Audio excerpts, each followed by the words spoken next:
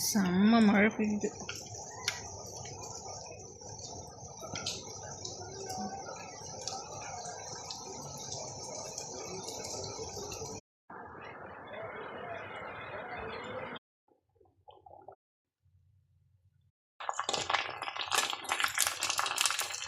நல்ல சுட சுட சாதம், அப்படியே ஒரு 2 பருப்பு குழம்பையும் இதில் ஊற்றி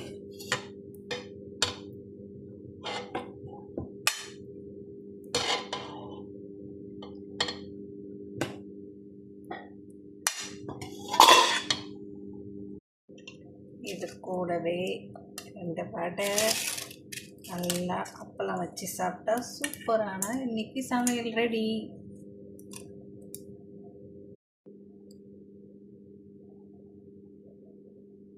அவசரத்தில் வீடியோ எடுக்கவே மறந்துட்டேன். அவ்வளோ டேஸ்ட்டுங்க. பாருங்கள் எவ்வளோ சாஃப்டாக இருக்குது பாருங்கள்.